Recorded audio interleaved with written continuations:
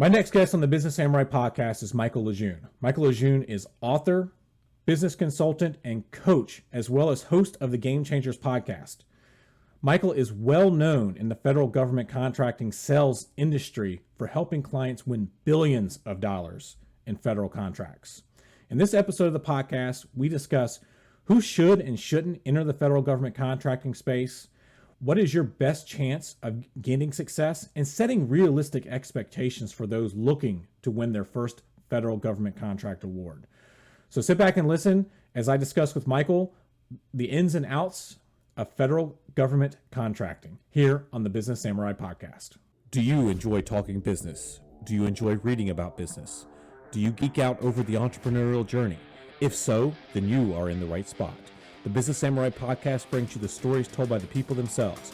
You'll be immersed in a wide variety of industries, from venture capital to gourmet popcorn, learning how to be a better leader, or the personalities behind solving the broadband crisis.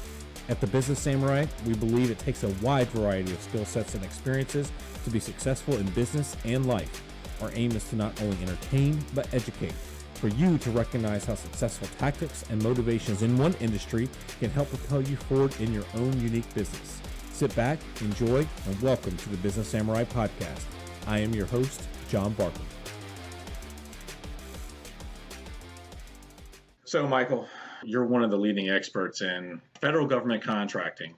Do you think for anybody that's kind of starting out, they're new to business, they're looking at a new venture, some sort of new entrepreneurial venture, that federal government contracting is a good place to start? The answer depends. So if you've got some cash flow and some time, it's a great place to start. But if you are in a cash crunch where you need money tomorrow, it's not a good place to start. And I say that because the average person takes months to win their first contract. And when you start going through everything it takes to be a government contractor, you realize why it's so slow initially. And so I do think there's a lot of myths in this market that, hey, if I've got a status, if I'm a service-disabled veteran, a woman-owned small business, an economically disadvantaged business, whatever it is, that money's just going to rain down from the heavens, and I could start the business, get in, and boom, I'm just going to be winning millions of dollars. And it's just not like that, and it doesn't matter what status you have. So if you've got the time and you've saved up some cash, this is a great business to get in. It's not going anywhere regardless of what you hear about recessions or anything like that. But man, if you're in a cash crunch and you need money tomorrow, you should start a bit, or your focus should be the commercial business anyway. So. No, and I would say, echoing my experiences, we were talking about this a little bit before I actually hit record. I was kind of thrust into a position one point with an established business that wanted to enter federal government. Trust me, I am not a business development.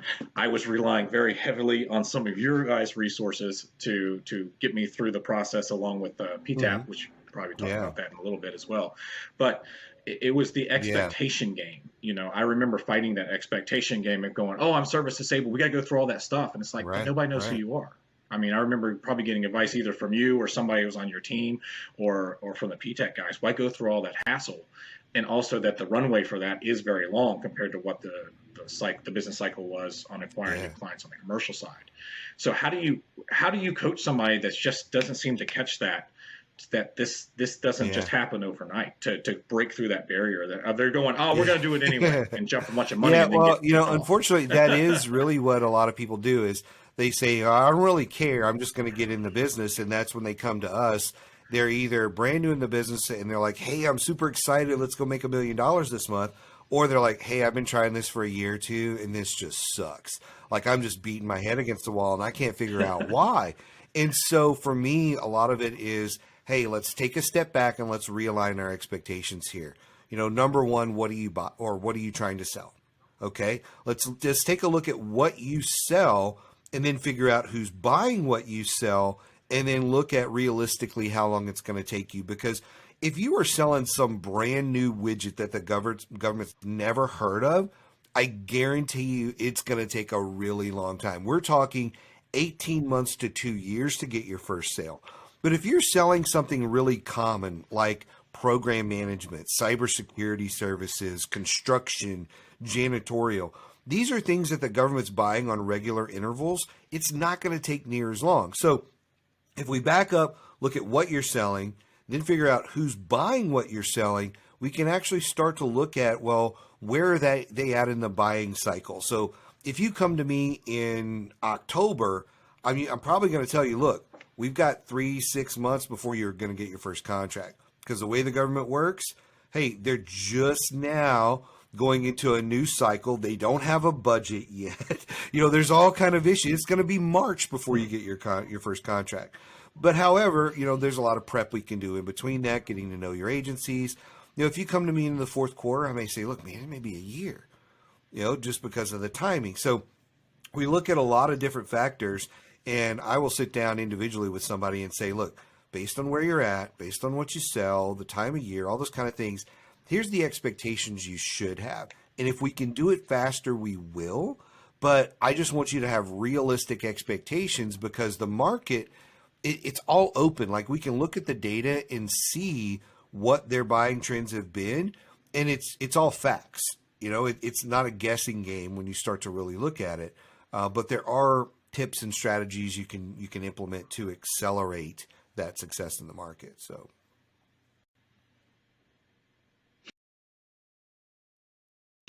I found that interesting, because the ones that I know that have, a couple of them ones that I know that seem like we're able to pop through a little bit faster may have brought something a little bit unique because to the market space. And I will say this particularly because I come from more of the technology sector, so I get to see a bunch of new things out there. And somebody goes, "Oh, I want to try that." This is an evolution of existing technology that's out there, versus some of those the services that's kind of everybody kind of does it.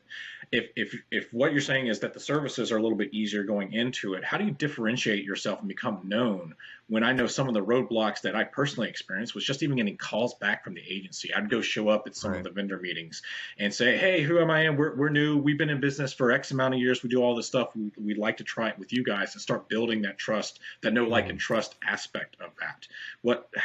Because particularly when you can't get a call back from the rep or an SME or a contracting officer because you got questions on an RFI or something. Well, it's a great point there, because when people get started, they just want to start picking up the phone and calling.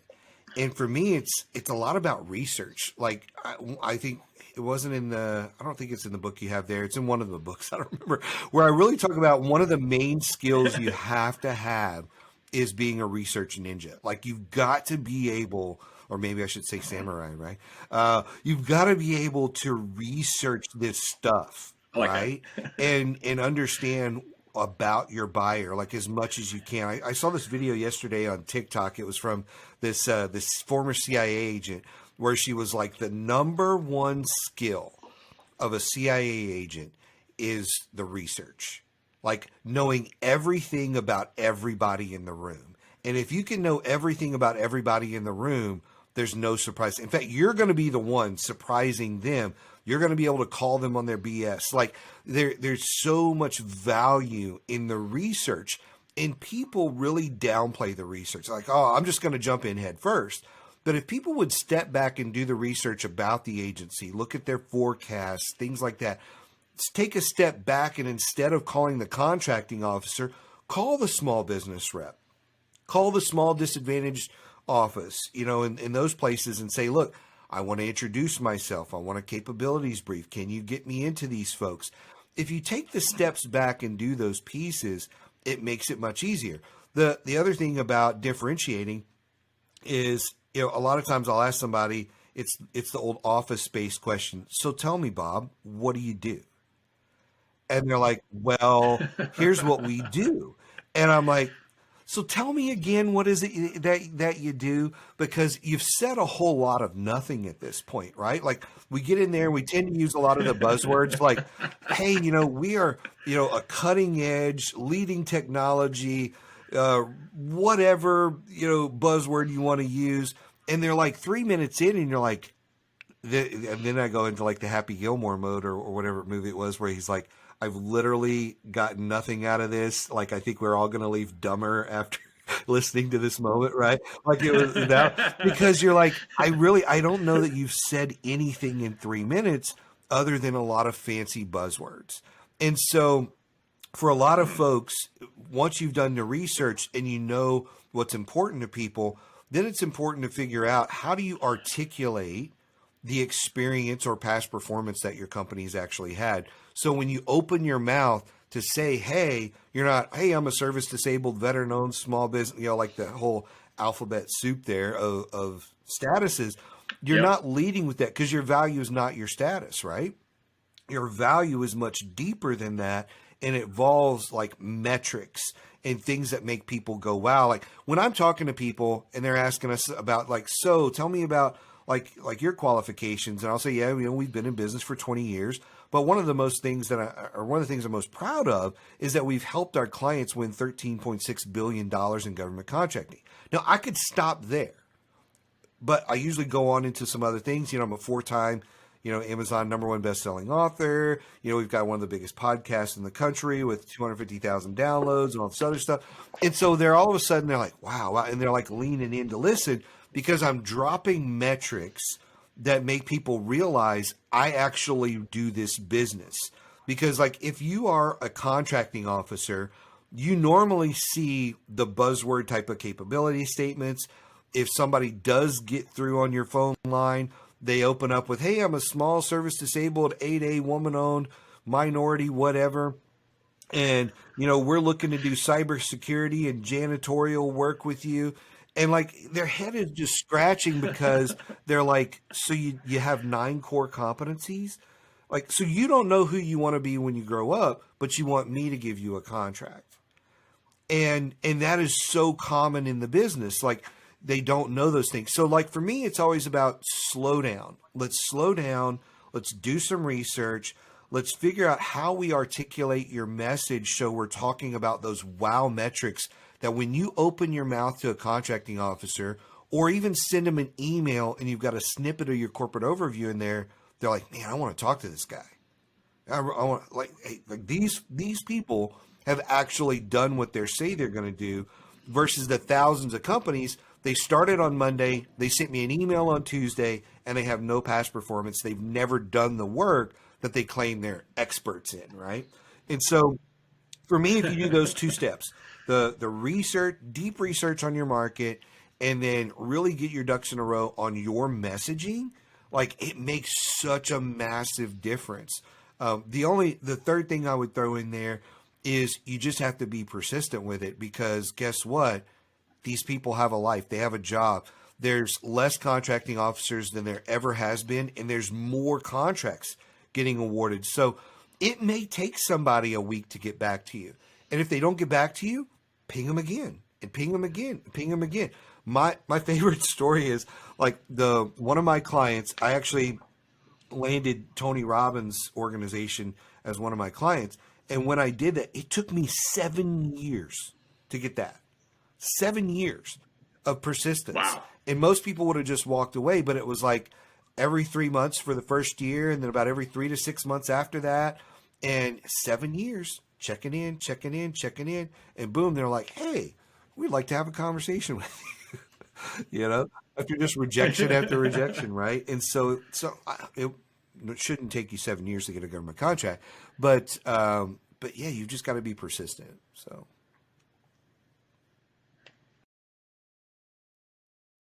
Awesome, and I'm definitely going to follow up on the Tony Robbins thing with you Yeah. a little bit later.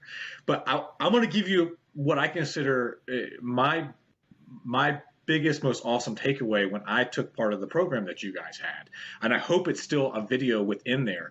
There was a walkthrough, and I believe it was your partner Josh Frank had done that actually showed how to get information out of the system award management system, Who buys the what you sell database. video. For those not familiar with that. Who buys what you sell video. This thing, I can't remember exactly. It was like an hour and a half long. And I kid you not, it was extremely tactical. I knew how to actually do Excel pivot tables when I got done with it, which I had never actually had accomplished before. And again, you're talking to somebody that had never done that. It went to the point of the research. There's so much data that was out there to be drilling down to. And I found that video, the value of that video alone made being part of the program absolutely well worth it. And even though I was working for another organization, I was paying for that out of my pocket. And I watched that video. I lost track of how many times I watched that video, man, because there was just too much stuff. I just had to keep pausing and going back and forth and doing everything. Yeah, It and, was just and I don't know when you watched that video. He did do an update about a year or so ago, and then he's getting ready to do another update for it too. And there's a packet now, a download that goes with it, because we transitioned from beta.sam to sam.gov in that time. And it's one of those things where we bounce around, not just from SAM, but to USA Spending and other different resources, because people, again, they put their blinders on, and like people forget Google exists, right? Because I'm like, hey, sometimes you're going to grab a snippet of data from SAM and a snippet of data from USA Spending, and you're going to go Google something. And that's how you're going to get to your answer. It's like just not stopping till you get to the answer. That's why it really does take being the research samurai, right? In order to get to where you're trying to go in this business, because the information is there. You just have to keep looking for it. And that video is so valuable because it just teaches people how to do the research, like the mindset of how we go through as a consultant to figure out, because you're trying to get from A to Z, but you don't know exactly how you're going to get there. And that kind of walks through the mindset and the process and helps you set up your reports in SAM. And the pivot tables are awesome too. So that's a good pointer there.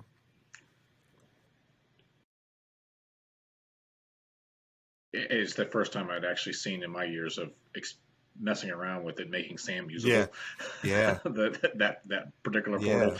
Absolutely. But so how much? So we talked about doing the research and making sure you kind of know what you do and who you want to serve with some of this. One of the things that I had always been told, because I used to go to some of the Marine Corps small business liaison groups, they would do meetings in the area, because I'm right outside Quantico, Virginia, so they was always doing meetups here. Was, hey, do not try to go out and write a 300-page proposal as a prime contractor when nobody's ever heard of you before. You need to go be a subcontractor. How important, and what's some of the best ways for people to go out there and start making those relationships? Because in the commercial world, a lot of times it's so much competition. I'm competing against somebody else. And in the government world, it's more, there's a lot of cooperation. You may be competing over here, but you're cooperating over here on the side. And so there's sometimes a mind shift. How hard is it able to start forming those potential to be able to be a subcontractor? It's interesting. We've never been in such a weird labor market as we are right now. And so when I talk to people about that, I'm like, look, there's never been a better time to approach other companies, because everybody is in a crunch of some sort. And the cool thing about teaming is you get to bring your skill set to their team. They get to bring their past performance if they're the prime and that sort of thing. And it just makes a stronger team.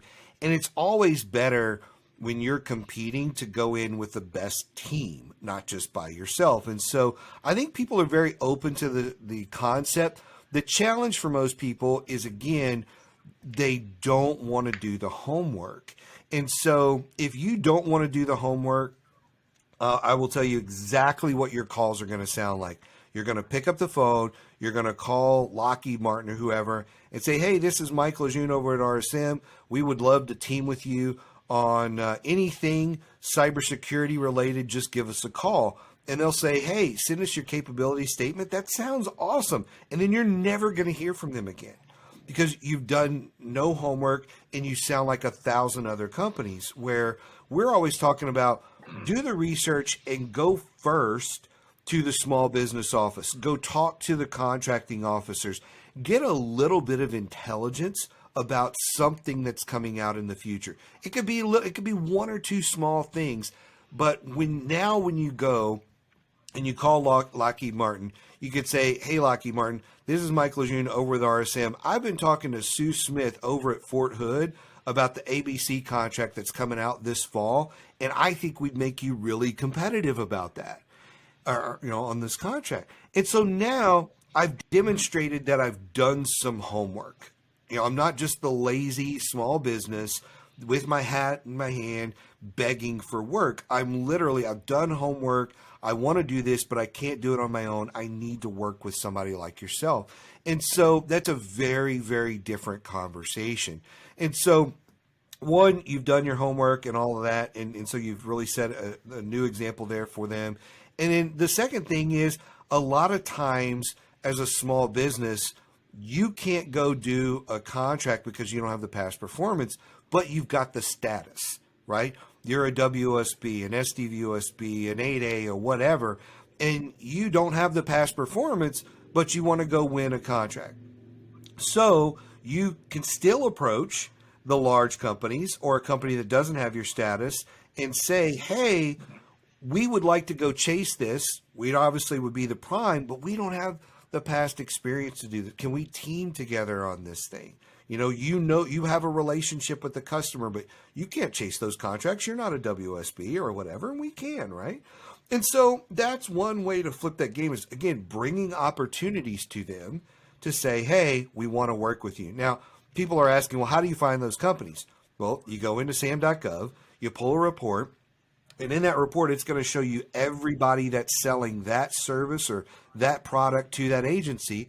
And you kind of pick, right? You kind of pick some of those companies and say, who here would I like to work with, or who here might be easier? And I'll tell people, look, if there's only 5 companies listed and they're all big primes, it might be a little difficult. Might be a little difficult to find out who those who those contact people are, whatever. You can call the small business rep and say, hey, I see that Lockheed Martin's working with you. Do you have a name, a number, an email of anybody over there at Lockheed Martin that I can reach out to for this? And you can kind of circumvent the process there. And you can also, when you call that person, you're like, hey, I was talking to Sue Smith in the contracting office. She told me to call you, right? So now you've got a little bit of a warm referral. But normally when I pull those reports, it's not all bigs. There's some smaller companies in there, and I may look through those and say, look, there's 5 or 6 companies in here. Oh man, I know 2 of these companies and I never call them, right? And then out of these other 3, I'm going to call them because I know they're working with the agency, and I'm just going to see where this goes. But yeah, the data is right there at your fingertips, and you can look it up. But you got to do the research. You got to learn something about an opportunity, and then you bring that to a teaming partner, and they're going to be very willing to have a conversation with you. So.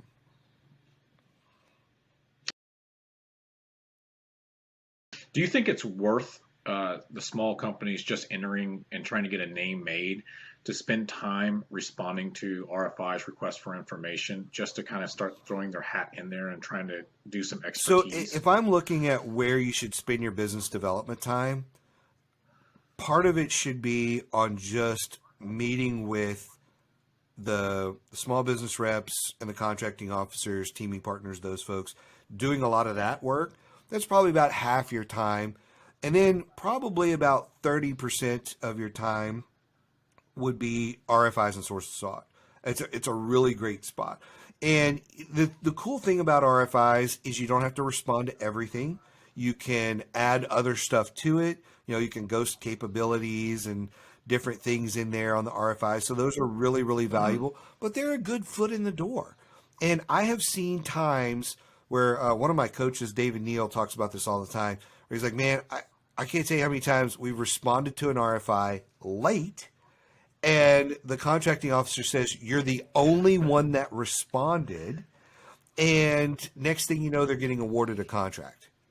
And so that's not the story all the time. I don't want to make people think that's the story all the time, but that does happen where people are like, it's just an RFI. We'll wait for the RFP, and they don't respond, and they lose out on the opportunity to shape an RFP and communicate some things that should be in that RFP, as well as just putting your name out there for that agency because they've never heard of Michael LeJeune before. And now they're seeing Michael LeJeune and his company submitting this RFI.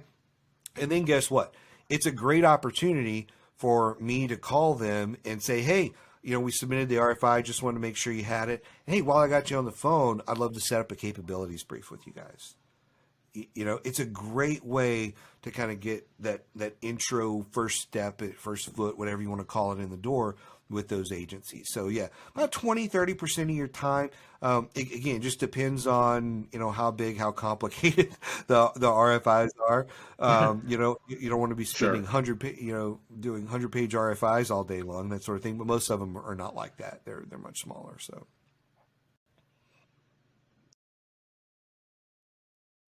I want to talk about a slightly different barrier to entry that actually affected kind of the industry. Like I said, I come from the technology cyber background doing a whole bunch of different things, and that's the security clearances, particularly if you're entering a new market, even with you got past Hmm. performance. Is there any way, if your team has never had clearances, or in my case, I've had a top secret, but it's so long dead because I just haven't Yeah. utilized it, that you're entering something that everything that you do, almost anything that's cybersecurity now, if you look at any of the big contractors or in the government, requires a minimum of a secret and the bulk of them top secret, regardless. I think it's just Yeah. blanketed now. Is there any way to kind of overcome that hurdle if that's your area of specialty and you're trying to enter that market So space? I won't say no, but what I will say is it is a pretty big barrier to entry for a lot of folks. And it's yet again another reason why you team with somebody. And for whatever reason, the word teaming is like this dirty word to a lot of people. They're like, I don't want to be a subcontractor. I want to be a prime. And I'm like, the dollars spin the same. And there's a lot less work on the sub, And so for me, teaming is a way to go to accelerate that, where you go in, you team on a contract that's going to require that. Then you get your teaming partner to sponsor you, then you go through the clearance process and you get it done. That's the way probably 95% of people do it. There are opportunities, and I just had one with a client of mine where this is kind of an interesting thing, where the RFP came out and the RFP said a facility clearance was required. And so when we looked at it, we were like, dude, there's no reason in the world why this needs to have a clearance. And so we actually pushed back during the Q&A period. And I said, look, this is going to limit people. And I'm like, does the winning vendor have to have this at award, or will you sponsor them? I mean, we just pushed back pretty hard in a lot of ways. And the agency came back and said the vendors do not have to have it upon award. And because of the nature of the work, we are willing to sponsor them, which is unheard of. So occasionally you can actually go and win a contract without having a clearance and then get the agency who awarded that contract to sponsor you to go through the clearance process. It's a smaller amount of times that happens, but Sure. again, a lot of people believe that you can't ask the government questions or you can't try to shape this stuff. That's why the RFIs are so important, because we tried to do it in the RFI stage.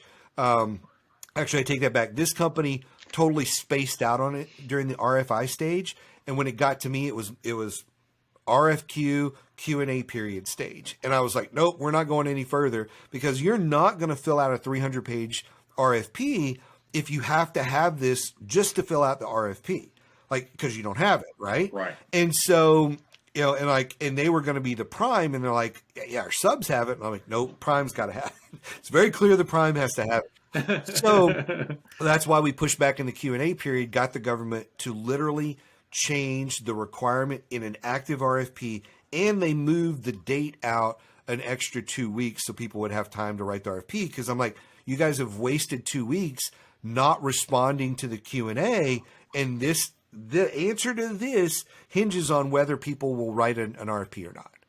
And so, yeah, that was kind of an interesting case study there for us. Oh, no doubt. I'm trying to figure out which way to do these in order. When it comes to Q&As, if you've got something that you feel is a competitive advantage and that you're inferring something differently than what's in there, would it be best on you not to answer that so it's a publicly answered question?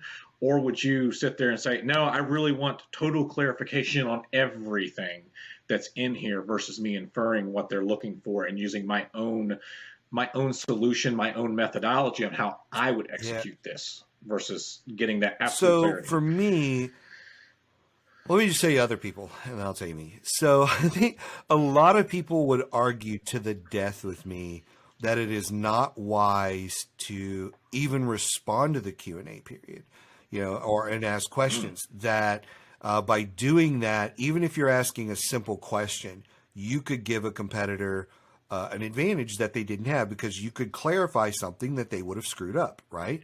Well, for me, I'm like, yeah, but what if I screw it up? right? Why would I want to waste tons of hours? It could be 100, 200 hours working on an RFP. Depending on if you hire a writer or have staff doing it, it could be thousands of dollars. I don't want to waste that time, energy, and money on an RFP when I don't even understand it. So for me, I will ask questions all day long. And it's like clarification is key, because how are you going to write to something if you're confused? It just doesn't make any sense to me. And here's the thing, everybody believes that their solution is super unique. Like, no, nobody's ever, mopped the floor before. And we mop from the left to the right, where most people mop from the right to the left. And, I know the job gets done, but ours is more efficient. And I'm like, yeah, I'm guarantee you there's somebody else that mops from the left to the right. Okay. You're not that unique. And I'm using that as an overly simple, example there. But even when it comes to, cybersecurity practices or training or whatever, I've sat down with one company that are like, we're the best in the world at how we do this, and here's our process. And I introduce them to another company, and the other company pulls me aside and goes, Mike, these people are goofballs. Like, this is so bad.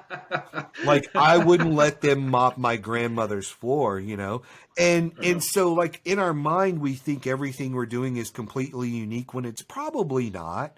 Like, I'll give you a quick example. There was I judge a lot of business competitions locally, and I was speaking at this one, and this lady had an idea, and she was like, I don't want to tell you about my idea because I don't want somebody to steal it or whatever. And I said, ma'am, just tell me the idea. Right. And she was like, so next to the Dollar General, that little restaurant spot, she was like, we're going to put a Chinese restaurant in it.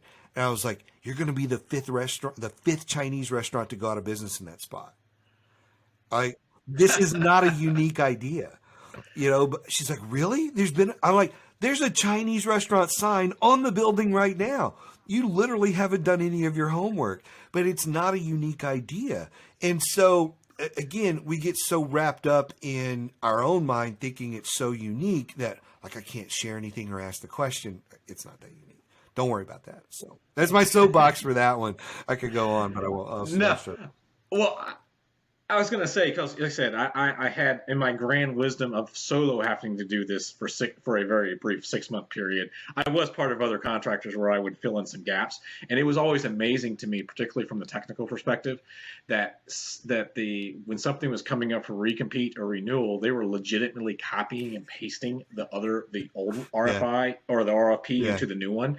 And no kidding, you would sit there and go, well, that technology's end of life. That's not supported by Microsoft anymore. Let me see. Dell doesn't even make this anymore. And then it would be going back going, are you sure this is like none of this is right? And you're asking for these skill sets very, very, very specifically that you need somebody to do X, Y, and Z. Are you really running these things? And I always found that to be just because somebody just, Control A, Control C, and Control V into the document. It's so wild. So wild. But when you're looking at, and this is something, I actually may have picked this up from one of the books or one of your guys' training material, but when you're really evaluating a go, no-go decision on the initial read, are you looking for the no? You're looking for that thing that's like, man, I won't put all this work in here to find out on page 97 that they've put some crazy requirement in there that we don't meet. Maybe there is a set-aside type of thing that is for Native American, or you got to do X, Y, Z that you don't have. It's a requirement. Yeah. Is that a good philosophy to have because these things are so long-term life cycle? Yeah. So for us, we put together a requirements matrix every single time. And you just want to pull out every single requirement that's in that document. And the reason is you don't want to get to the spot where so many companies get to where they're like, hey, we're in final review and we just noticed fill in the blank. And I'll say, so do you have that? And they're like, no. Like, so why is this coming up 3 days before the RFP is due? Has no one read through the requirements? And it's almost like a lot of people read it like a book where they start on page 1. Oh yeah, we responded. Let's start typing. And they start going and they get all the way to the end and they're like, uh-oh, we got a problem. I had a client day before yesterday was telling me, it's like, Mike, this opportunity is right in my wheelhouse. It's perfect for me. We start going through all the stuff. And I stopped right out of the gate and I was like, you don't have any past performance as a prime. None. You have zero past performance. And even as a sub, you only have one contract with past performance. This is asking for 4. Explain to me how you're going to overcome that in 2 weeks. How are you going to overcome that in 2 weeks? And she's like, but you don't understand. And I'm like, look, you can write this for experience. And if the government, for some reason, decides to award you, then God bless you, right? But it very specifically says, like, I'm not even out of page 1 yet. And it specifically says things that you don't have. So I just want you to know, going in, the odds of you winning this are probably 0. They just are, and there's a famous term, or infamous term, I guess, in government where people will talk about their P-win all the time. And people confuse P-win with conversion rate. So people say, well, what's your P-win? And I'm like, you can't have a P-win. You have it per opportunity because it's the probability of winning, right? So it's the probability of winning a contract. And before I go down the rabbit hole of responding to an RFP, I want to make sure I have the highest probability of winning. I want it to be 75, 80% or greater. I don't want to be responding to things that have a 5% or a 5P win, right? I want these higher ones. And then when you look at actually responding to things and then winning or losing, that turns into your conversion rate, but people mostly confuse it. So like, let's say I responded to 10, I won 5, I've got a 50% conversion rate. I don't have a 50% P-win rate. It's two separate things, but they get really confused in the market a lot of times. So.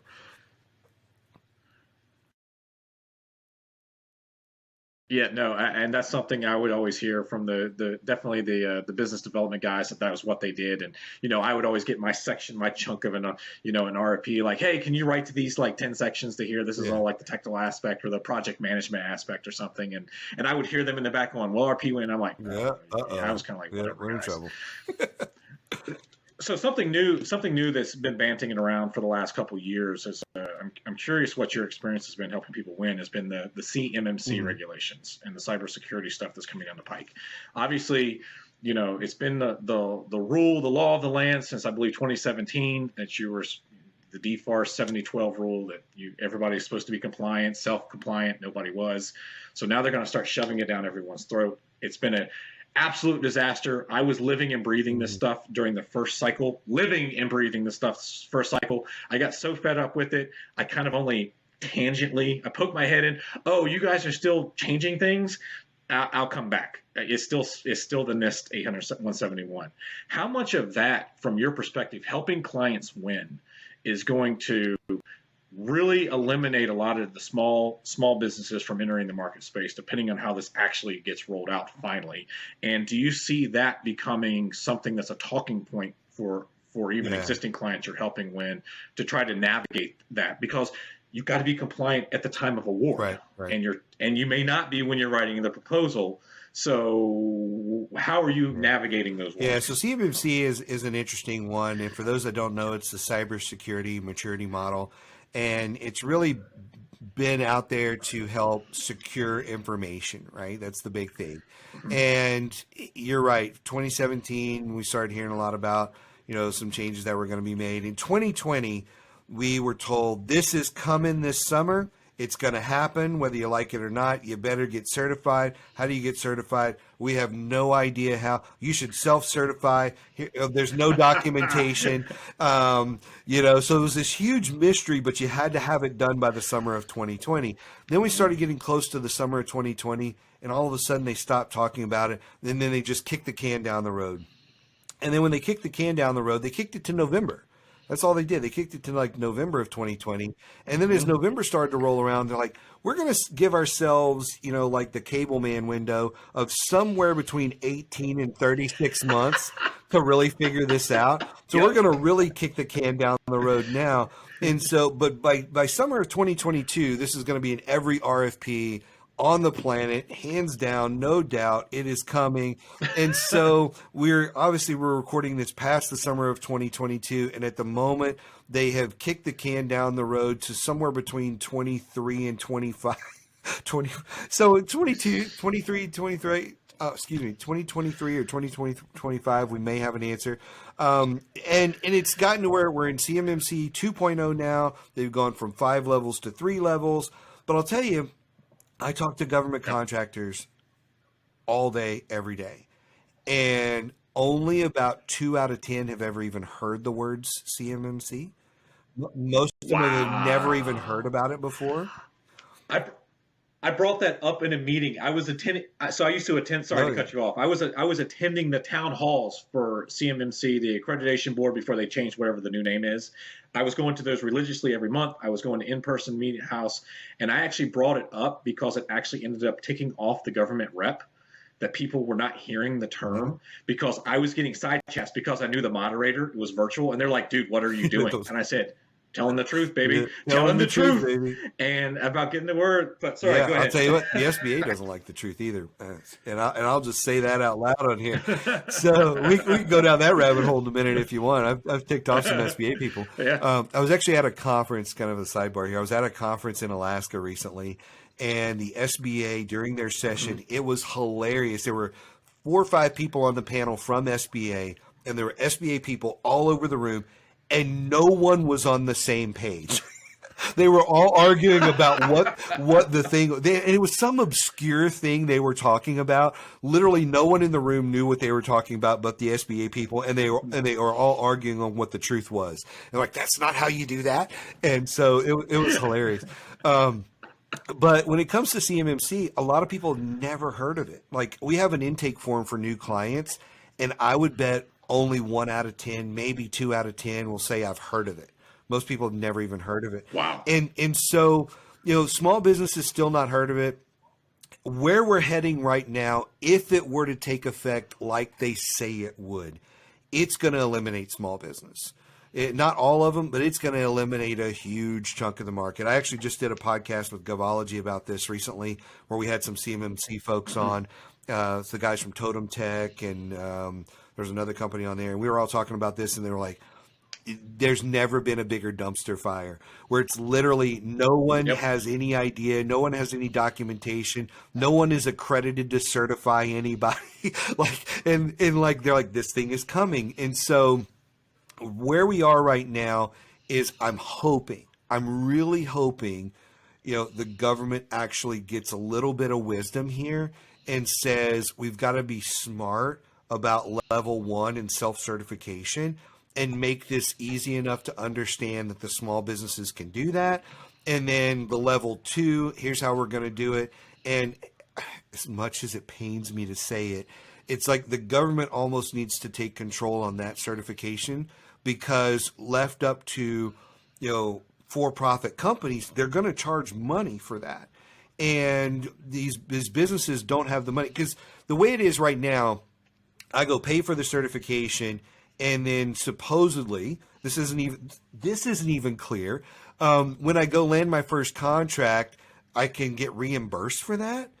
And so, do I have to float this for 6 months? Do I float this anywhere from $10,000 to $100,000? Do I float it for a year? How long do I float this? And so, I think there's got to be a better plan on the money side of it. And if I were to just look in the crystal ball at the moment, I would say the can's going to get kicked further down the road, or some of it's going to get eliminated to some degree. I just don't know what that's going to look like. However, we're still telling people, you better prepare for it, because they could bring the hammer down and you're going to have to comply with this thing. So maybe you're going to be a sub, but even subs are going to be subject to it. So it's just one of the things where you're going to need to start preparing now for something that may not happen. So, well, I'm going to take the opportunity. I know I don't want to steal thunder from a guest, but I want to get on my soapbox on this one. No, it's a great soapbox. It's because My thing was, if you go look up, there's a quote unquote nonprofit that is in charge of this, that is the singular source from the Department of Defense that can charge whatever they want. That you must, if you want to do business with the government, if this were to take effect, you must pay them whatever they choose to decide that the fees happen to be. And under the old version, because I know a lot of everybody, the moment this became a potential thing, people that just understood how to spell cyber and security that day said, oh, I can do it. Mm-hmm. And then the training course that they came out with, I know people with zero technical experience that could pass the training course in 12 hours. Yep. The $500, I'm a risk practitioner now, an RP. Yep. And I'm going, really? That's all it takes? I know several people that have already passed. But yeah. Oh yeah, same here. I know people that went through, they did their companies. I know several that have already done the full CMMC accreditation, the super high, the thing you pay 25 grand or whatever it was, and all this kind of stuff. Because the thing that concerns me is when you're talking about cybersecurity in particular, it's about risk management and your risk profile. You can't have your head in the sand and just say, I can't happen to me. But it's got to scale down to the scope. And to sit there and make people that may have a bunch of things not be compliant to their business, but you got to check the boxes anyway, quite frankly, is dumb. And that's where I'm afraid zealots are going to come in, because I've had those conversations. Yeah. I was trying to help. I got somebody had seen something I posted. I get this random phone call from some small 10-person company in New York, said, hey, I saw you had done something, got a couple questions, no problem.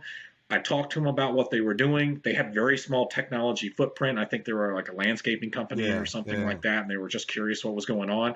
I get a call from their technical person who was trying to rip me a new one for what I was saying. And I'm like, dude, what you just said for that 10-person company is going to cost like 75 grand a year that they don't have. So what do you expect them to do? Right. Because the government's not stepping in and helping provide some of the tools and some of the resources other than kicking it to this nonprofit thing. Sorry. Yeah. This has been a thing. I've been living and breathing this for several years now. Well, I backed out a little bit, but to me, it's going to be a small business killer for people that do want to get entry into the federal government space, or keep in the space if they're already there. And that's why I think that has been brought up by so many people. And I really do believe part of the reason it's been kicked down the road is I do believe the government realizes this, but here's the problem is we do have to protect the data. Like we do have, we have to have something that ensures companies are protecting the data. And we also have to have a way for companies to keep doing business with the government, because we don't want for the government to get in between the competition, right? Like we don't want them to unfairly limit competition. And so there's this problem where they both sort of have to happen, but nobody can agree on how and all that type of stuff. And, it's not like there are any other problems going on in the world right now, So it's one of those things that I feel like in my gut it's going to be solved. I just don't know when or how or what it's going to look like. Because in the current state, even though we are multiple years into this, it's not good. It's such a train wreck. The government looks like fools, and there's no other way to describe it. And I'm not trying to be funny or anything like that about it. It's just the way it looks, because it's like, how would you expect to not limit competition and run people out of business? And on one hand, the government's sort of saying, look, we're going to do what's best for the government, just like we did, when it comes to the way they've done so much consolidation in the market, with contracts and things like that. And some of those are good for the government, but not good for small business. And so when you look at that type of thing, I don't see a way out of eliminating some small businesses, but they can do this in a way that doesn't hurt the way it's going to right now. So I'm cautiously optimistic. No, I totally agree. And what was funny was if you listen to any of the town halls or happen to be part of them, you had the ability to submit questions and people could vote them up. And everything seemed to be pre-scripted for softballs. Because the things that were the pressing issues that if you spent the 25 grand and all of a sudden CMMC 1.0 goes away, hey, what happened to all the money I spent as a company to get my team trained for your stuff? Everything that got voted up was completely ignored, and they would go down the list. So talking about looking like fools, it was very bad. Yeah, and I'll tell you just the last point on the CMMC here is, there are a lot of people that went all the way down the rabbit hole on CMMC level 1, and then we're told, that's gone. We're not. That doesn't apply anymore. We've changed the whole thing. So there's a lot of really upset people in the market, and it's just one of those things where, look, it's gonna come around. We'll figure it out. The government contracting has been around for a long time. It's going to be around forever. And as long as there's a government, or maybe I should say, it's one of those things. Hold on, say that again. No hint, right? I don't have any inside information there, but well, I was gonna say what? But it's just one of those things where, as long as there's a government, there's going to be government contracting, and it's just going to be a matter of, it's just one more thing you've got to navigate, and that's why it's great to have experts that know some of this stuff and can help you figure it out. And like, I'm not a CMMC expert. My partner Josh got really smart on CMMC level 1, spent hours doing documentation for our federal access members. And then I remember him sending me an email, and just like one word, the F word, and he was like, "You got it. I'll call you." And he calls me. He's like, "Yeah, it was all worthless. It was all those hours." Yep. And it was just too funny. And, we've had people yell at us before, like, that's not, I got a nasty email from a guy in cybersecurity that was like, I can't possibly be associated with you people anymore after your take on CMMC. And I was just like, dude, everybody's take was our take until like 3 days ago. The whole world changed. But, it was one of those, it was almost as divisive as being a Democrat or a Republican at some point. And now people are just so numb to it. So it's kind of funny. It is. It's one of the reasons why it's behind me there, the CISSP certification. I've been in tech for 20 years and just put off doing that. Yeah. I thought it was going to be a requirement. Then I found out that any Joe Blow could take a 10-hour, 12-hour course and be okay to start credentialing people. You didn't have any experience. I'm like, well, I guess that's still a good cert to have, obviously, but it doesn't come into play where I thought it was going to be critical. Yeah, but moving on, I think this is one of those things I think is a game changer. Game changer for if something does come about. Something I've always been curious about, and I've only got a couple questions left, when it comes to government contracting. When I've seen, I've consulted, nowhere near as many as you, but with a lot of different ones from the tech side, and I would see that it seems like the government was pretty good. So you win a contract, you service the contract, you do pretty well, you win the recompete, but you don't win the you get like one repeat, and then it's like, hey, we're switching hands just for the sake of switching hands, and then all of a sudden it comes around. It's like a cycle. And then you got the same group of people that happen to be servicing that. Let's say you got 25 employees. This has happened. I got friends of mine that this just recently happened to. They make the circle. And next thing you know, they're back to the original company again, where they started with the exact same team of people actually doing the work, just a different company paying them. Is there a rhyme or reason why the government feels like because I've been told point blank, they're just doing it because they feel like they need a change, or there was a change of leadership within the thing, and it's just like, we want to bring new blood in, but it's still the same people. Yeah. Why go through all that hassle? Why do they go through all that hassle for that? So if somebody's performing and they're doing well. So I do think, if you look at the way politics work, right? When you look at politics, it doesn't matter who the Secretary of Defense is today. If the presidency changes hands, that dude's out of a job. They're done. Mm-hmm. It's just the way it is. They're going to bring their people in. And so when you look at that throughout all government, it really is this microcosm of like the higher levels, where when political seats shift and things like that, people bring in their people and they want to make changes. And they're like, hey, we've been looking at this and I don't know if we're happy with the job that these guys are doing. It doesn't matter that they've had 200% above the standard for the last 5 years. Could somebody get 300% above the standard, right? And so there's that component of the leadership change, and I think that is often a big piece of it. Pricing is another one, where a lot of times the people with their pricing, they think, hey, we've won this before, maybe we can edge them out, and we can have a better, or we can have better margins this next time or whatever. And then I think there's also a factor that most people don't think about is a laziness factor on the prime, where the prime is like, look, man, we've been doing this contract for 5 years. Nobody can do it better than us, and they put together, I'm just going to say it this way, a half-ass proposal. And I don't know if you ever watched, oh gosh, I'm trying to think of the name of the show, the Tim Allen Show. His latest one that he did. Anyway. I haven't seen that. I know what you're talking about, but I can't think of the name of it for whatever reason. I'll think of it after we're done here. But on there, they're making, they have all these buildings that they're doing. They're going to open a new store, and they go to his old friend Richard Karn, who's playing the character from Tool Time, and he's like, "Hey, do we even have to, have this conversation? We're your guys, right?"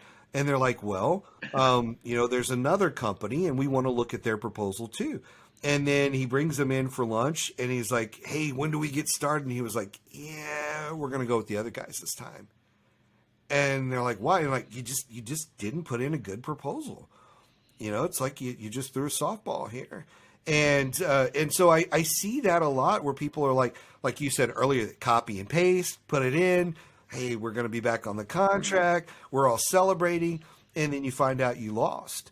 And so it comes back around, and you're like, hey, we better get sharpen our pencil. What worked last time? Now you put the effort back into winning that contract. So I think people discount being lazy on that one. That's a big factor. So politics is probably number one for me, the political shift in seats of people. And that doesn't necessarily have to go all the way up the chain to the White House. It could just be Suzanne retired, her buddy Joe took over, and Joe's like, I'm brand new on the job. I'm going to make a statement. And, we're going to have different requirements. And you know what? We're going to weight this differently or whatever. But, there's a lot to be said from that. And the other part of it is you never spoke to the new guy. You never got in and talked with. You've been talking with Jan or Sue for 5 years. And this guy takes over and is in charge for a year, and you don't have one conversation with them. Not one conversation. You never meet the new guy. You never build that relationship with them. They never learn why you're so good at doing what you do. And then, there's a third one. Maybe you're not as good as you think you are. Like you think you're good. Again, it's like, well, we're the only company that mops from left to right. Why would you go with somebody else? Like, well, there's 10 other companies that mop left to right, and they get the job done faster. I don't know, and so I think we discount a lot of that stuff. But yeah, I think those are some good reasons.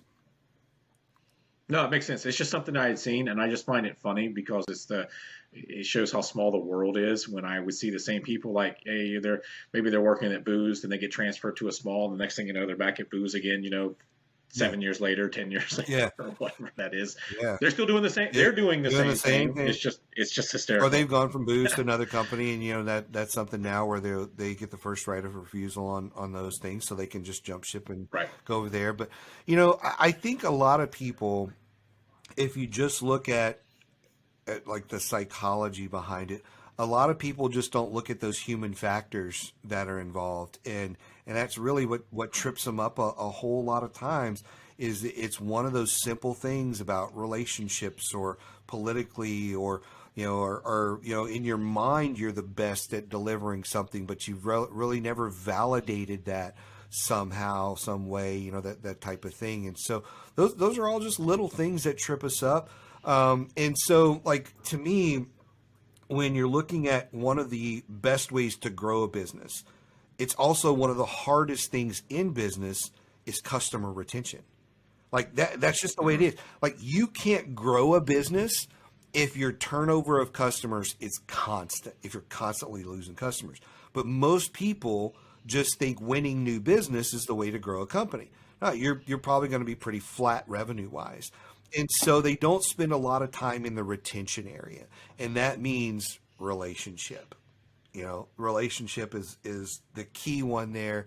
Building that relationship, understanding the customer, even your people, like maybe Joe, Sue, and Jim are not performing well because they hate working for your company because they haven't gotten a raise in 5 years, or whatever, right? So they're declining, even though you've got 10 other rock stars on the team. There's so many things that go into customer retention, and we don't spend enough time as companies actually looking internally at how do we retain this customer. It's just, hey, all business development is about getting a new customer. Right. No, absolutely. And I've always said internal operating procedures, ensure client delivery, all of those types of things, continue to refine. Yeah. So no, those are all good points. Yeah. I want to transition oh, go ahead. Yeah. I was going to say there's one other thing is let's say you're in a small organization and you've got 3 contracts and you're the only contractor. What does that tell the government? I've got all my eggs in this basket. Right. So maybe we need to have some other people in here. That could be one too. So anyway, off the soapbox, on to the next one. No. No, I was going to wrap up with this. Something totally different that I found interesting when kind of researching your background was you mentioned earlier the Tony Robbins and being one of the business advisors, one of the only 50 business advisors. Can you describe what that process is like? What you gain and insight knowledge from working with that organization? So it took years to get in with them and do that. And I got in when Chet Holmes, who's now passed away, I got in when he was running that division for Tony, and it was going gangbusters. And then he got sick, died. They pretty much shut down the division within a year. But it was the only time in my life where I was literally on the phone with Tony Robbins and like 10 other people. He's flying back from Fiji, and he calls us on his private jet and just says, hey, we're going to take care of you guys and all that kind of stuff. So that was a really cool moment in my life there to get to chat with him about all that stuff. But for kind of a negative reason. But anyway, it was still a good conversation. But, the insight that I got primarily from that was just about coaching people. And whether it was business coaching or life coaching, just a lot of little inside tips about the psychology around getting people to do stuff, getting people to overcome their obstacles, helping people realize what's important to them to make them drive themselves. Because as a coach, you can't make anybody do anything. You just can't. You can help them figure out why they should. You can guide them on the how-tos and things like that. But to me, getting people to figure out what's important and getting them to take consistent action towards their goals is like some of the biggest stuff, because you can take somebody who's never really done anything in their life, get them super crystal clear, and all of a sudden this person is tackling things that they never thought were possible, and they're achieving them. Right? Whether it's writing a book or, becoming a government contractor or, becoming an artist of some sort or whatever it is they want to do, they're like finally chasing their dreams. And for me, that's like my life's purpose, is really inspiring people to just chase their dreams, whatever that is. I don't care if you want to be, if you want to live out of a Winnebago down by the river and fish all day. It doesn't matter to me. If that's what makes you happy, let's figure out monetarily how to make that happen. And so I just got a lot of insights, got connected with a lot of experts in their team. One of the ones, you're probably familiar with, Gary Vaynerchuk. I got connected with, absolutely. Yeah, I got connected with Gary before people knew who Gary was. Gary probably still has no clue who I am, but just started getting training and stuff from him back in the day through that system. And I was, when I went through the system, he's still today one of the people that I'm like, out of the 20 something people that trained us, I'm like, this is the guy that blew my mind, with some of the stuff he was saying. And that was probably, that's awesome. Gosh, that was 12, 15 years ago. Dude just blew my mind with some of the areas he was going. And I use those tactics today. One of his things, it's funny, I was thinking about this before we got on here, about how one of his strategies was just give away everything. Just give away your best stuff, And if you look at my YouTube channel, if you look at my LinkedIn, if you look at a lot of the marketing and stuff we do, or attend a webinar or sit on a podcast like this, I don't hold back. I just give away the best stuff and try to get into really practical things instead of at a high level, kind of giving you a warm and fuzzy of what we're talking about, because I want somebody to listen to this and go execute. That's it. I just want them to listen and go execute. And if they need me and they come to me for services, awesome. But that's not my first thing. My first thing is I want to be the guy that when you listened, you walked away and you went, I got something I took away from it that was actionable. I implemented it. It's worked. It's changed my life for the better. And that's how I want to be remembered. And so that's a philosophy that I got by being around a lot of the Tony Robbins people and things. And personally, my philosophy on KPIs and numbers and metrics and things like that, man, it's so metric driven in that organization where they're just watching all of those things. And hey, you pull one lever, one metrics, and all of a sudden a business just explodes to a whole new level. And so I'm very big on the metrics that drive a company and making sure business owners know that. So I don't know if you have any other specific questions about that experience, but those are some of the highlights there, I guess. No, it was one of those things. I saw the blurb, but I actually didn't know where to dive into. Were you actually training with Tony and during that process? Nobody ever trains with Tony. How that structured? Nobody ever trains with Tony. I didn't know. You train with a lot of other different people, and I'm gonna say something in it. I know I'm gonna offend some people, but I'm gonna say this of how I got there to that point, because I think it's an interesting path. So in early 2000, I was traveling back and forth, my first government contracting job. And I really just got into reading books, and I picked up Donald Trump's book. This is where a lot of people get upset. Mm-hmm. This is when everybody loved Donald Trump, right? Back in the early 2000s, everybody loved the guy. The ghostwritten book. It's The Art of the Deal, and there's several ghostwritten ones. In fact, almost every book you ever read is ghostwritten, by the way. So I've been on the back end of the publishing industry as well. And so you see people in their videos or on their shows, and they're like, I'm writing the book. I got a deadline. Dude, you aren't writing crap. You may be sending an email to somebody, but they're interviewing you and they're writing all your stuff. There's none of the big celebrities on the back end actually writing their books. But anyway, it's a whole other tangent. But anyway, I'm reading The Art of the Deal, and I'm going through it, and in there, I had always seen Tony Robbins, the late night, 2:30 in the morning, weird guy. And I'm like, Is this dude for real? And in the book, again, at the time, everybody loved Donald Trump, thought a lot of Donald Trump. And he makes the recommendation that Tony Robbins is the real deal. So I go get a Tony Robbins book. I'm 28 pages in, and the book changes my life. It was Awaken the Giant Within. And it changed my life. Yep, I've got it. 28 pages in. And I was like, I'm going to quit my job. I'm going to go do this. I'm going to go do that. And totally rock my world. And then I was like, I need a Tony Robbins coach. And then when I'm coaching with Tony Robbins, they were like, you should be a coach. And I would not be a coach today. I wouldn't be a consultant today had I not picked up the Donald Trump book and read that in there, and it pointed me to Tony Robbins. I wouldn't be where I am today. So I'm definitely using some of that for some of the marketing for this podcast and see what that does. That'll be hilarious. No, that's awesome. But that's an awesome story, because it goes to this. It's weird how different experiences, you start from here and you end up over here because of something totally unrelated. I didn't know what I wanted to be when I grew up, and it was 28 pages in a book that boom just changed my life and set me on a whole new trajectory, and I've never really looked back. So it's pretty wild.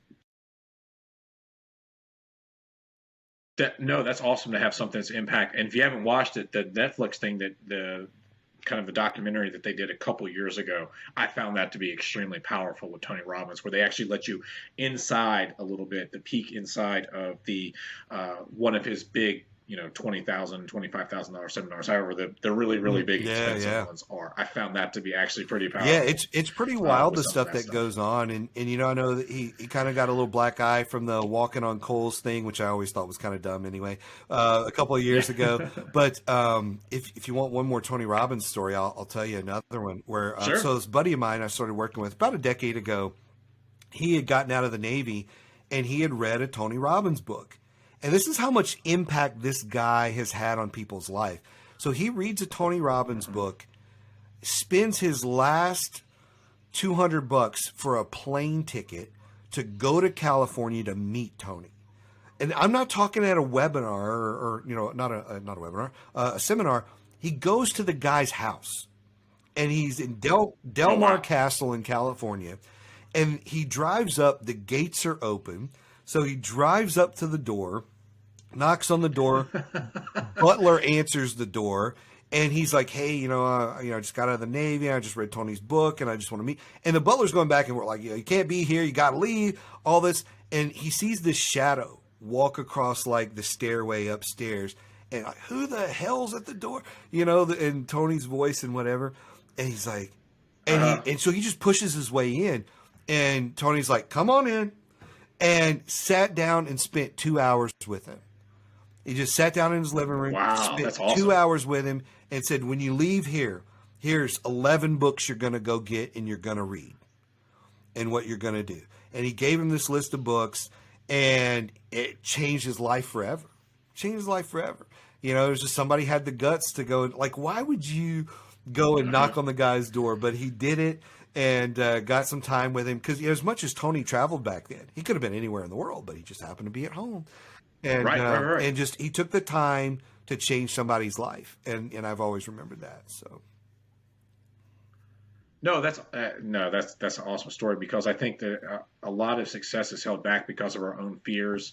You hear things like imposter syndrome and things of that nature. When, quite frankly, at the end of the day, who cares? It should just come down to you. Mm-hmm. And that's easier said than done. I've got plenty of examples of my own life of having to overcome those things. And then you think, oh, I'm past that. And then something else starts pulling you back and just being able to break through. But be able to have that type of perseverance and kind of like, hell no, I'm not taking no for an answer and do that. That's pretty wild. It's pretty wild. And, and that friend of mine's a multimillionaire today, and he traces it all back to that moment. So, no doubt. So I lied. I said that was my last question, but I actually had something. I had one more, because this is something I'm experiencing with friends of mine currently right now.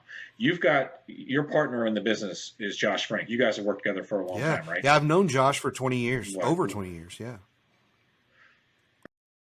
Okay. One of the things that I've experienced with friends of mine when I've had conversations with them is just kind of a dysfunction with selecting the right business partner. Mm-hmm. What has made you guys function to know your roles and make sure you're executing to drive everything forward? Where, I kid you not, it's almost like a divorce rate with married couples with the people that I personally know. It's like somebody says, hey, let's go do this. They don't really think about it. They start doing it. Then somebody's taking all the workload. There's fistfights. They're not a good match for each other. They don't work that out. How have you guys made it? No, that's a fantastic question. I'll tell you, Josh and I met 20-something years ago back at a small software company. We were both learning government contracting together. And I hired Josh to do sales for me. And then when I left, Josh took over my job. And we were good friends there. And then we probably went, 6-8 years without really, just checking in here and there. I got out of the market. And then he stayed in the market. And then about a decade or so ago, we started talking again. And then about 8 years ago, we sat down and got together and started working together. And we just found that, number one, we worked really well together. We have very complementary skill sets. I've always heard the phrase that if you and your partner are exactly alike, one of you is worthless. And like in our business, we have a lot of similarities, but we have a lot of differences as well. And it's funny, one of the reasons I do wear a hat and I grew a beard is so we don't look alike, because otherwise we're two bald white guys, right? Hey! I resent that remark. No, I'm in there with you, man. I'm in there with. I just wanted to look different, right? I didn't want everybody, because I would get on a webinar and people were like, "So Josh, tell me about." And I'm like, "I'm not Josh." And so, I'm more the t-shirt and jeans guy. Josh is more of the 3-piece suit kind of guy, and we keep that separate to just kind of highlight our differences a little bit. But we know our differences, and so I know, like, politically, we're mostly polar opposites on things. And there's several different things that we look at and we're polar opposites. But when it comes down to like the things that really matter, like integrity and honesty and all those things, man, we see eye to eye. And we probably every month or two or three, one of us will say, man, I just love working with you, and like we'll have a difficult thing in the business where it's like, if I didn't trust you, this would be difficult, but I trust you so much. And that's only grown over time where we trust each other so much. We communicate with each other. The slightest thing that goes wrong, I'll be like, hey, just so you know, this, that, or whatever just went sideways. I just want to make sure you knew about this. Like there's never, ever a secret of any type with us.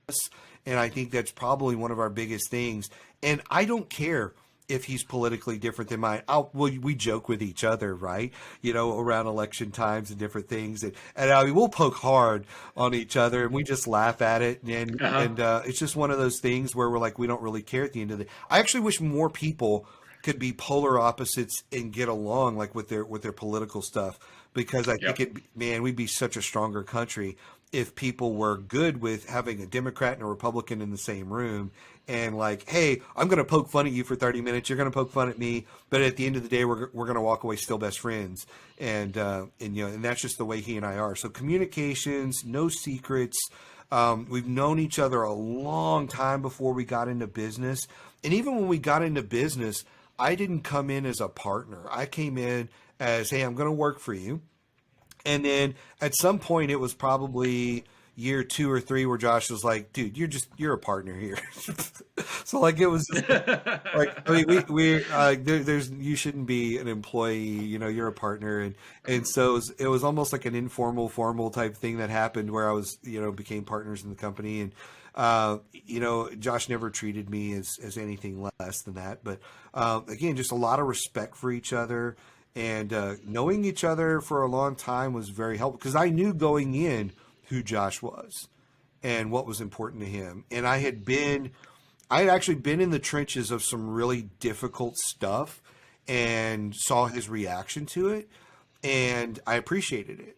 And so all of those over a decade before we got into business together made a really big difference, because I'll tell you, these people that, man, I've known Jim or Sue for, almost a year or two, and in a work environment, we've never really done anything outside of it. And now we're going to go start a business together. Well, guess what? One of you've got to be the boss. Just the way it is. Somebody's got to drive the company until you get to a point where you have a relationship like ours, where Josh has his very defined roles and Josh is the managing partner. And he's got his very defined roles. I've got my very defined roles. We execute on those. We trust each other on those. And, it's not like I don't have influence on his stuff, because I can say, hey, man, I don't think we should be doing that. And we'll have a discussion. And maybe we do it, maybe we don't, but we walk away in agreement on it. And so, gosh, I don't know. I could probably talk about that for a really long time. But I think that's a lot of the real insight on why we work so well together.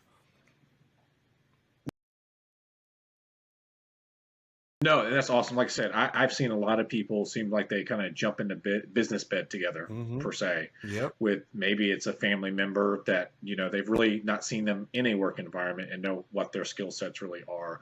Or like you mentioned, they were too complementary. So somebody wasn't, there wasn't enough to execute because you needed different skill sets to execute a different part of the business, things of that nature. And like I said, oh man, in the last year, the amount of people that I have seen go through that split are still fighting that stuff or not wanting to have the difficult conversations was amazing, was something to be a party to, because I would usually get some venting from one or both sides, depending on how well I knew them. And I just found it amazing that the success that you guys have had and being able to keep that relationship, that partnership going for as long. So there had to be words of wisdom there. Well, and I'll say this kind of a final parting bit of wisdom on it is, neither one of us are like wrapped up in like our ego or anything like that. Like it's kind of like, how do you say you don't have ego without having it, right? Or whatever. But it's like for me, when an opportunity comes up for us to speak, I'm like, Josh, do you want to go do that? And he's like, yeah, I'll go do that one. or I was like, would you rather do it? Like, it's not a, hey, I need to be the guy out doing this, or whatever Sure. it is. Like, there's none of that. There's no jealousy or anything like that. I am super excited when he gets to go and speak and do things. He's super excited when I'm doing podcast stuff and that's growing. He's like, man, you've done a wonderful job with the podcast. You've done a wonderful job with this. And we go back and forth with that. And it's not a, well, why isn't my name in bigger letters than yours? In fact, like on Game Changers, Sure. we actually said, because Game Changers, that particular book, that was kind of my debut in this market. I'd written a couple of other books, but I think it was his suggestion that says your name should be the biggest name on the cover of that book. And when it came to becoming a GovCon expert, I was like, I want all of our faces on the book, and maybe our pictures can go on the bottom as we're kind of lifting up the other people or what. There's just none of that like fighting for attention or that, and it's one of those things when you're in a company where somebody's fighting to be the face, fighting to be that, Right. and they're pushing down those other people. And I'm just like, I'm always trying to figure out how can I lift the team up around me? Like, how can we all elevate, our status in the market and those kind of things, whether it's me, Josh, one of our coaches, we've got, a dozen coaches that work for us and we're the same way. And so it's just, there's something about that I don't know if I'll ever be in another business relationship as unique as this one, where we care about everyone's success at the same. So for whatever that's worth. No, that's awesome, man. This has been awesome conversation. I have had a blast of you correcting me on things that I may have had incorrect in the beginning, as well as just this was awesome. I thoroughly enjoyed this. What's the best platform, the best way for people to reach out and work with you? And again, I'm not. What is it? What's the hair club for men saying? Granted, obviously, I do use hair club for men, but it was like I'm not only I was also a customer. I'm also the president. I was a member. I was a member and can absolutely attest to the potency of the solutions that they provided in their member platform. Absolutely. And you're talking to somebody that walked off the street and didn't know how to do any of that awesome stuff. No, I really appreciate the endorsement there. But the best way to reach me and get connected and kind of in my ecosystem is through LinkedIn. You get connected in LinkedIn, you're going to see a lot of our stuff. All my contact information is there. So that's a really great place to start. And then if you really want to get serious about government contracting, I highly recommend the podcast as a great step. So Game Changers for Government Contracting, it's on every podcasting platform out there. So that's a really great place to connect as well on the podcast. We have our books. So if you go on Amazon, we have 4 Amazon #1 best-selling books. It's another great place. But if you really want to get super plugged in, Federal Access is the way to go. So it's just federal-access.com or federal-access.com, whichever one you like. So some people like dash and hyphen. So you get into Federal Access. You can start for as little as $59 a month, and you get in fully blown into the ecosystem. All of our documents and training materials. You get email support, so you got questions, and I'm there to give you in-depth email responses to what you have. And then if you need coaching, the coaching is available for you as well. But that's really our coaching and training platform. I highly recommend that. If you're a government contractor and you're not at least on the free level, like you're missing out on so much stuff. And in addition, on the corporate level, we actually just launched, today is our second or third one. We have an inner circle call. It's a live call similar to this where we get on there every single month with all our members. We have a designated topic, but we answer any question you have, and we'll stay on for 3 hours if you want. And so that's a great little bonus we've recently added to the corporate membership is that monthly live call with Josh and myself. And so there's just a ton of value in all those resources. So. Awesome. No, and again, I highly encourage because the information is extremely, extremely powerful for you if you're looking to enter the market space. Michael, appreciate the time. Thanks Awesome. a lot. Thanks for having me. I really appreciate it.